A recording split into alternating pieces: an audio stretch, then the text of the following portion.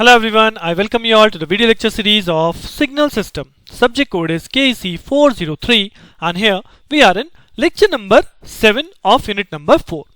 So in the previous lecture we have discussed Z transform के through हम किस तरह से सिस्टम फंक्शन और इम्पल्स रिस्पॉन्स कैलकुलेट करते हैं अगर हमें एक डिफरेंस इक्वेशन यानी कि discrete time system defined by a difference equation. So अगर डिफरेंस इक्वेशन गिवन है सो Z ट्रांसफॉर्म का यूज करके किस तरह से हम इस इक्वेशन से सिस्टम फंक्शन और इम्पल्स रिस्पॉन्स कैलकुलेट करते हैं.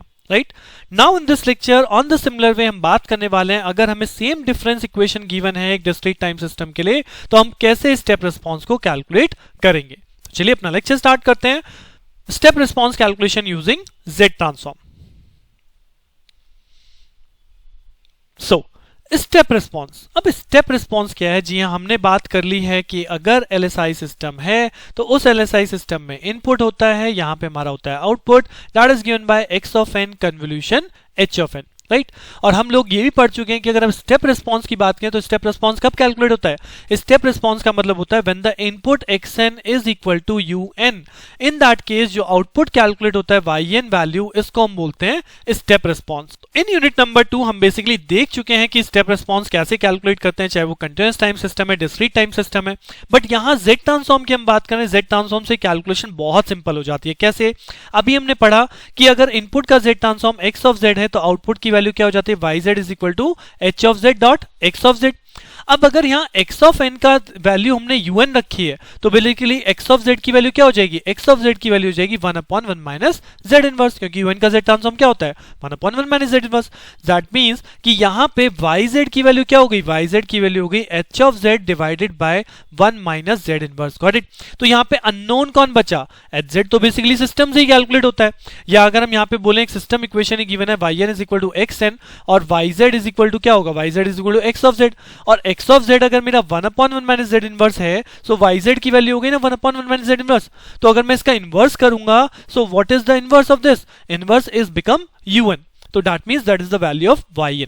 Got it? सो यहाँ पे Z ट्रांसफॉर्म आपको इतनी इजी फ्लेक्सिबिलिटी देता है कि आप पहले क्वेश्चन को Z में कन्वर्ट कर लीजिए, सिंपल मल्टीप्लाई कीजिए, वापस उसे इनवर्स Z के थ्रू वापस yn कैलकुलेट कर दीजिए अगर आप कन्वोल्यूशन डायरेक्ट मेथड में नहीं जाना चाह रहे. राइट एग्जाम्पल करते हैं, बहुत अच्छे से क्लियर हो जाएगा स्टेप रिस्पॉन्स. तो अगर मैं बात करूं स्ट्रेट फॉरवर्ड वही सेम इक्वेशन जो मैंने लास्ट लेक्चर में भी की थी कि yn is equal to xn plus 2xn minus 1 minus 4xn minus 2 plus xn minus 3.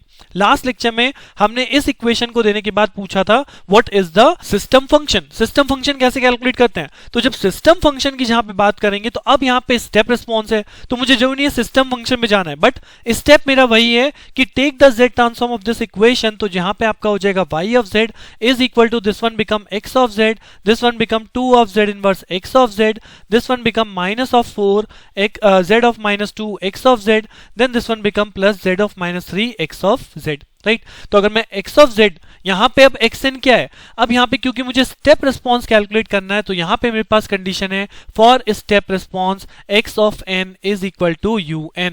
यानी स्टेप रिस्पॉन्स के लिए अगर xn un है so what is the value of xz become? xz हो जाता है 1/1 माइनस z इनवर्स. तो अगर 1/1 माइनस z इनवर्स xz की वैल्यू है तो ये वैल्यू अगर मैं यहां उठा के प्लेस कर दूं तो what is my yz become? जी हां, मेरा yz बन जाएगा 1/1 minus z inverse, this is the xz value, then plus 2z inverse as it is है, then divide by 1 minus z inverse, 4z minus 2 as it is 1 minus z inverse और z minus 3 into 1 minus z inverse. तो this is the value of yz. But हमें क्या calculate करना है? हमें तो step response चाहिए ना. स्टेप रिस्पॉन्स का मतलब when the input xn is un then what is the value of yn? जी हाँ, what is the value of yn? मुझे yn की वैल्यू चाहिए बट अभी तक मैं किस में हूं? अभी तो मैं yz में हूं. तो yz से yn कैसे आएगा? जी हाँ, मुझे यहाँ पे क्या करना पड़ेगा? Inverse Z transform. तो जब मैं yn यहाँ पे कैलकुलेट करूंगा, इनवर्स करूंगा तो this is a straight forward function, ये un का इनवर्स है.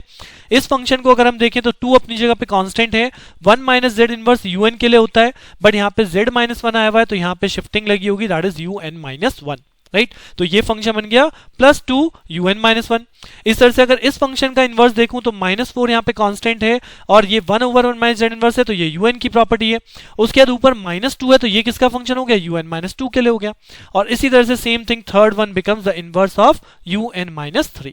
Right so what is my inverse after taking this? तो इनवर्स को आप डायरेक्टली लिख देंगे yn is equal to un plus this value -4 un minus 2 plus un minus 3. तो this is the way of how to calculate the step response. पहले given equation से yz calculate कीजिए, yz में xz की जगह हमने वैल्यू पुट कर दी because इस टाइम मुझे xn की वैल्यू पता है और उससे मैंने यहाँ पे yn कैलकुलेट कर दिया, right.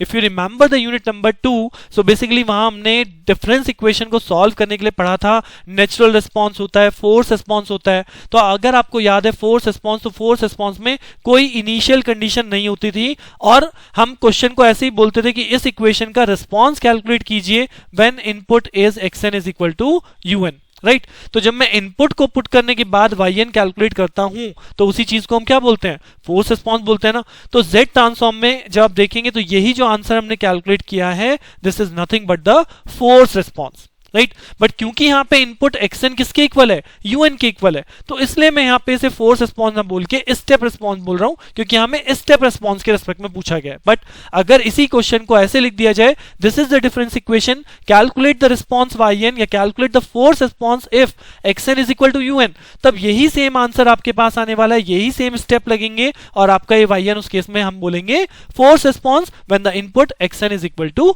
un, right. Just take another example. So another example के तौर पे मैंने यहाँ पे सेकंड इक्वेशन ली है yn minus 3/4 yn minus 1 plus 1/8 yn minus 2 is equal to xn। We have to again calculate step response, यानी कि for step response xn is equal to un होता है, तो x ऑफ z की value हो जाएगी 1/1 minus z inverse, right. So सबसे पहले इसका अगर मैं z ट्रांसफॉर्म करूं, क्योंकि z ट्रांसफॉर्म से कैलकुलेट कर रहा हूं, इजी वे पड़ता है z ट्रांसफॉर्म, डायरेक्ट कैलकुलेशन हम कर सकते हैं। स्टेप रिस्पॉन्स आप लोग देख चुके हैं कि डिस्क्रीट टाइम सिस्टम में मैंने यूनिट नंबर 2 में एक्स्ट्रा लेक्चर्स लिए गए हैं जहां पे मैंने ये चीज स्पेशली बताई है कि एक डिफरेंस इक्वेशन से स्टेप रिस्पॉन्स आप कैसे निकालते हैं, राइट। बट यहां पे z ट्रांसफॉर्म का यूज करके मैं आपको बता रहा हूं कि क्वेश्चन कितना ईजी हो जाता है, राइट। तो z ट्रांसफॉर्म के केस में हमें करना है, तो take it at z transform, तो ये हो जाएगा y ऑफ z माइनस ये हो जाएगा 3/4 is a constant 1, this is z inverse of y of z as per shifting property.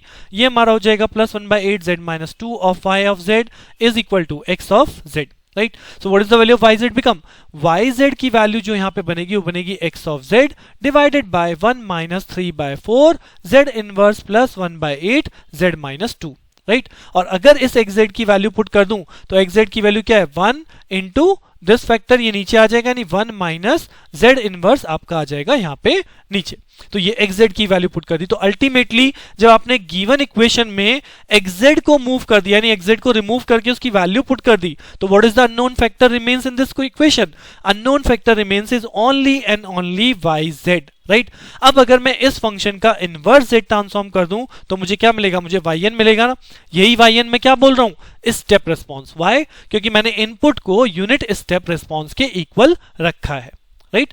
और यही चीज फोर्स रिस्पॉन्स भी मैंने आपको यही सेम चीज बोली है कि अगर इस इक्वेशन को इस तरह से पूछ लिया जाए कि for given equation calculate the force response if input xn is equal to un, या अदर कोई भी इनपुट हो, तो उसके बेस पे भी हम यहाँ पे जो रिस्पॉन्स कैलकुलेट करेंगे that is called the force response. ये चीज मैं आपको नेक्स्ट लेक्चर में बताऊंगा। एक पूरी डिफरेंस इक्वेशन लेंगे जहां पे इनिशियल कंडीशन भी आएंगी और आपका इनपुट भी आएगा, जिस बेस पे हम नेचुरल फोर्स रिस्पॉन्स बताएंगे।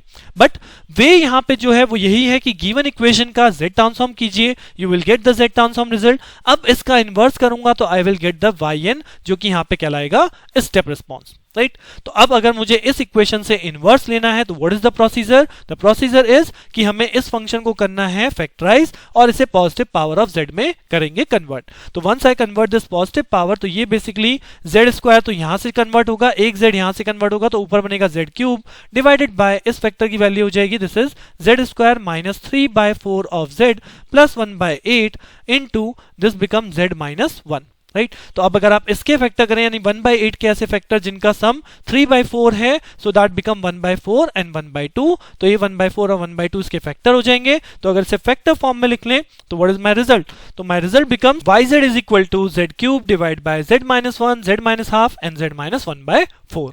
सो फर्स्ट फैक्टर, फर्स्ट स्टेप हमने कर लिया कि z को पॉजिटिव पावर में कन्वर्ट किया। Now the second step in taking inverse z transform, कि हम यहाँ पे बनाते हैं yz अपॉन z। जी हाँ, तो सेकंड स्टेप हमने लगाया yz अपॉन z, तो यहां से z क्यूब का ये हो जाएगा z square z minus 1 z minus half z minus 1/4 and that is equal to partial fraction a upon 1 z minus 1 plus b upon z minus half plus c upon z minus 1/4। Right. So ये तीनों value कैसे calculate की जाती हैं? जी हाँ, अब तक तो आप इतना पार्शियल फ्रैक्शन कर चुके हैं कि आपको बहुत इजीली हो चुका होगा कि अब यहाँ पे ए बी सी की वैल्यू क्या आने वाली है। फिर भी मैं यहाँ पे आपको एक और शॉर्टकट जो मैंने पहले भी डिस्कस किया था आपके साथ, वो यहाँ फिर से आपको दिखा रहा हूं कि अगर मुझे ए की वैल्यू कैलकुलेट करनी है तो ए का फैक्टर क्या है? z-1। तो इस फंक्शन में, इस फंक्शन की फैक्टराइज करना है ना, मैं इस फंक्शन को पार्शियल करना है, तो z-1 को भूल जाइए और जो बाकी वैल्यू बचती है उसमें आप z की जगह क्या पुट कर दें? 1। तो ये बन जाएगा 1 अपॉन एक तरह से 1 माइनस हाफ एंड 1 माइनस 1/4। तो this is the value of a। So a is equal to 1 upon this, तो ये वैल्यू हो जाएगी 1 upon 1 minus half, this is half, and 1 minus 1/4, this is 3/4। तो अल्टीमेटली वैल्यू क्या बन गई? 8/3। सिमिलरली अगर मुझे b कैलकुलेट करना है तो b का फैक्टर है z माइनस हाफ, तो यहाँ पे z माइनस हाफ को कंसिडर नहीं करूंगा। b के लिए इस इक्वेशन में z is equal to half put कर देंगे, तो ये हो जाएगा हाफ का square divided by this half minus 1, then यहाँ पे कोई फैक्टर नहीं है और ये हो जाएगा हाफ माइनस 1/4। तो what it become? It become 1/4 divided by 1/2 minus half, this is minus of half, और 1/2 माइनस 1/4, 4 हो गया एलसीएम, तो 2 माइनस 1, तो ये वैल्यू बचेगा आपका 1/4। सो यहाँ से 1/4 से 1/4 कैंसिल, b की वैल्यू हो गई हमारे पास -2। And in the same way we can calculate the value of c, कि c है z-1/4 फैक्टर, तो z-1/4 इक्वल टू 0, तो z इज इक्वल टू 1/4। तो यानी इसमें से z-1/4 को हटा दो, जो बाकी बचा उसमें z की जगह 1/4 का स्क्वायर डिवाइडेड बाय 1/4 माइनस 1, सो 1/4 माइनस 1, और ये हो जाएगा 1/4 माइनस हाफ, राइट। सो 1/4 का स्क्वायर ये हो गया 1/16, 1/4 माइनस 1 तो ये हो गया माइनस ऑफ 3/4, और 1/4 माइनस ऑफ हाफ तो ये हो गया हमारा माइनस ऑफ 1/4। तो माइनस माइनस कैंसिल आउट, 16 से 16 कैंसिल आउट, तो c की वैल्यू जो हमारी बच जाएगी वो बच जाएगी 1/3, राइट। तो एक वे आपके पास है कि आप यहाँ पे एलसीएम लीजिए, कैंसिल आउट कर लीजिए, then put z-1 is equal to 0, z is equal to 1, z minus half is equal to 0। कोई सी भी वे को आप ट्राई कर सकते हो, जब सिंपल पोल होते हैं आप कैसे भी कर लो, कोई प्रॉब्लम नहीं है। You want to calculate the value of a b and c। Once I got this value a b and c, just put the value over here. So यहाँ पे जो yz अपॉन z वाली टर्म है ये क्या बन जाएगी? 8/3 z-1, so 8/3 z-1, then b की वैल्यू है माइनस ऑफ 2, तो minus of 2 divide by z minus half, and तो c वैल्यू है हमारे पास 1/3, तो 1/3 यहां पुट करी तो दिस बिकम 1/3 z माइनस 1/4। उसके बाद ये z आपका राइट हैंड साइड पे चला जाता है, z नीचे से कॉमन होके ये आपका z इनवर्स की टर्म में बदल गया, 8/3 1/1 minus z inverse, 1/1 minus half z inverse, 1/1 minus 1/4 z inverse, जो कि स्ट्रेट फॉरवर्ड अपने स्टैंडर्ड फॉर्म में है। We can take the inverse z transform, तो इनवर्स z ट्रांसफॉर्म करेंगे, दिस विल बिकम 8/3 un, ये आपका इनवर्स हो गया 1/2 to the power n un के लिए, और ये इनवर्स हो गया 1/4 to the power n un, right. बाकी कांस्टेंट एज इट इज है, -2 अपनी जगह पे, +1/3 अपनी जगह पे। So this is the response when the input I have put xn is equal to un। So that's why this response is called step response, right. So I think अब आपको एक अंडरस्टैंडिंग बन गई होगी कि डिफरेंस इक्वेशन को हम z transform से कितनी इजीली सॉल्व कर रहे हैं, कि डिफरेंस इक्वेशन का z ट्रांसफॉर्म किया, I got system function h of z का इनवर्स किया तो आई गॉट hn, तो इंपल्स रिस्पॉन्स कैलकुलेट हो गया।